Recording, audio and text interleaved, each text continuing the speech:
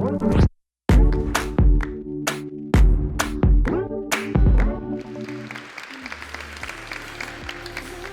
an honor it is to be back here in the city of social impact, speaking about give work. So I want to start with what I hope is a hopeful fact, which is that the world is actually getting better despite all of the headlines. On indicators of poverty and other aspects of human well-being, we're actually better than we've been at any time since the dawn of agriculture. And yet we still have a persistent problem, which is that we still have over 1 billion people living on less than about $1 a day. And when I share those numbers, that's actually adjusted for purchasing power. So that's what $1 would buy you in the US in 2011 in an average city. So this deep poverty is the root cause of so many of the issues that we try to solve downstream through philanthropy. Issues like the lack of clean water, issues like the fact that 300,000 women are dying in childbirth around the world each year, and the main cause of this is poverty. The World Health Organization estimates that 99% of these deaths are due to poverty. It's why we have close to 1 billion people living without access to clean water and over 2 billion people living without access to sanitation. Let me humanize this for you. This is a young man named Ken Kihara and his daughter Rosaline. And I met Ken several years ago in Mathare, which is a giant slum in Kenya where over 500,000 people live on less than a few dollars a day. Now, Ken was actually a success story. He had gotten a scholarship and made it to one of the best high schools in Kenya and even managed to graduate. And you would think that this would be Ken's happily ever after story. No longer will he end up a statistic. He'll go on and get a good job and move his family out of the slum. However, like so many young people in developing countries where there's very high youth unemployment, in Kenya it's 70%, Ken was forced, after graduating from high school and speaking beautiful English, to move back to the slum and join the informal economy. Now, the informal economy is how over 1 billion people around the world work and still earn less than $1 a day.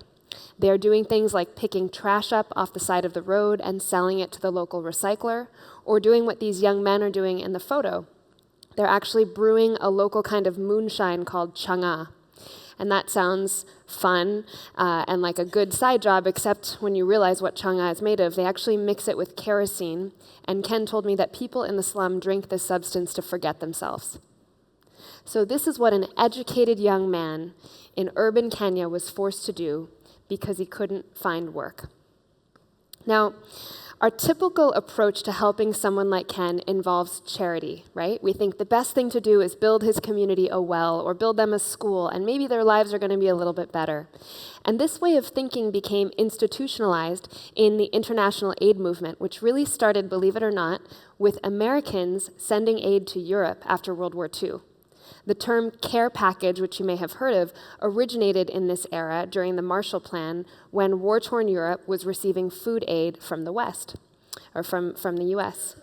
And what happened after Europe started recovering is all of these non-governmental organizations that had started to share this food aid started sending it elsewhere outside of Europe to places like sub-Saharan Africa and Asia. And so, over the last 60 years, over $1 trillion of development-related aid has been transferred from wealthy countries to sub-Saharan Africa alone. And yet we have not seen a rise in per capita incomes for the poorest people. We still have over 350 million people, just like Ken, who are still living on less than $1 a day, despite this massive aid transfer. What's wrong with this picture? Well, it turns out that government-to-government aid transfers don't often reach the people that they're intended to help, people like Ken. And the challenge is that these models create cycles of dependency and rob people of the sort of agency that can only be provided when you give them cash directly. There are 2 ways to give cash directly. We can give handouts, and believe it or not, statistics are showing us now that even handouts of direct cash to low-income people like Ken are better than the traditional aid model. But even better than handouts, where possible, is to give work. When we give work, we not only ensure that poor families are able to pay for their own expenses, to pay for their own food and water and clothing and schooling, but we give them the sense of agency that comes with deciding where you want to invest your paycheck. And even more importantly, work strengthens people's relationship with their government. Imagine if you're running a country in Africa and the majority of your budget is coming from foreign aid donors. Who are you going to be accountable? Your own population or the people who are paying for your budget? So aid creates an unhealthy relationship between government leaders and foreign donors, and giving work creates a much healthier relationship between people who for the first time get taxed as part of the formal economic system. Then they start demanding things. People like Ken will say, why are you not fixing the pothole on my road to work? Why are there poor public buses in Nairobi? So work creates accountability and agency. Now, thanks to the internet and all of this new technology infrastructure, we have a really powerful way to provide work to people like Ken. This is an image of me by the side of the road in northern Uganda a couple of years ago. It's not a place where you'd imagine there to be a tech hub. When you hear people say that the internet is rolling out in a new geography, this is literally what it looks like. This is me standing next to a spool of fiber optic cable that was getting rolled out across northern Uganda. Over 10,000 miles of this cable have been placed in East Africa in the last couple of years. And what that means is that for the first time in human history, someone like Ken can transcend the accident of geography that led him to being born in Mathare and work for companies anywhere. This is a fundamentally liberating force if we can apply it for social good. And so seeing this trend, I decided to start an organization that would harness this type of work several years ago. What kind of work is now possible with the internet being cheap and widely available in places like northern Uganda? Well, one growing field is called computer vision. This is the field that enables technologies like self-driving cars. And by 2019, the computer vision industry will reach $33 billion. One example of a task that's needed to train algorithms powering self-driving cars is tagging images. This is a picture of a road, and this is the annotation of that image that is then sent to a machine learning team that's powering self-driving cars. So this image is actually teaching the machine to recognize objects and images. And you can see how someone who's finished high school but doesn't have much training in the formal economy could quickly learn how to do this type of work. I formed an organization called samasource in late 2008. Our first check actually came from the Dutch postcode lottery, believe it or not. And we are a nonprofit organization committed to connecting low-income people like Ken to digital work to move them out of poverty. Since we started, we have signed contracts with some of the biggest companies in the world, and they sign contracts with us because the quality of this work done by people like Ken is actually quite high.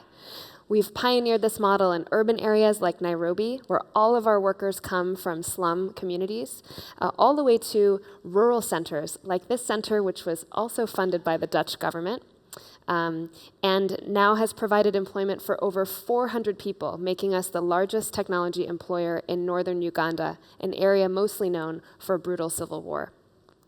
What's most remarkable is the personal transformation people make when they move out of poverty.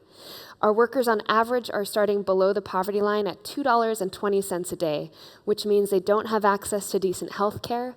Their primary source of calories, we actually measure this in surveys, is sugarcane. It's the cheapest source of calories you can get in a slum. And they don't have access to decent schooling because they can't even afford uniforms or books. On average, 3 years after samasource, people have maintained an over $8 a day income, so about a 4-fold increase in income. And what's remarkable is how they're spending this money. They're investing it on the health and education, often of children living at home. And women in particular are known around the world to reinvest 90% of their paycheck into the health and education of their own children and the betterment of their communities. There's no better aid program than buying from women. We have now used this model to move 36,000 people out of poverty and keep them there. And what's so exciting is that this model can be replicated around the world because we actually became profitable as a social enterprise last year. We've started a version of our model in the US that can be exported globally called Sama School, especially in economies like here in Europe, where most of the net employment growth is happening in the freelance economy, in this rise of workers who are no longer part of a formal job. So this model can absolutely work here, and this is an example of someone who we've worked with in the US, Grace. Grace has been able to increase her income fourfold by doing this work hourly, and she's a military veteran, which is a very marginalized community back home in the US. I'm going to end on the note of scale. How do we take this movement even further? It turns out that the biggest 2,000 companies in the world, the Global 2,000, spend $12 trillion annually on goods and services. This is money that's spent on everything from rugs to the fair trade coffee, hopefully, in their lunchrooms. If we're able to marshal just a tiny percentage of this $12 trillion to spend it on social enterprises like samasource, imagine the difference we could make in the world. So my mission is to get big companies around the world, not just aid organizations to shift, but big companies to shift towards a model of giving work rather than giving aid. And I think we have a much greater potential to change the world through giving work. Thank you so much.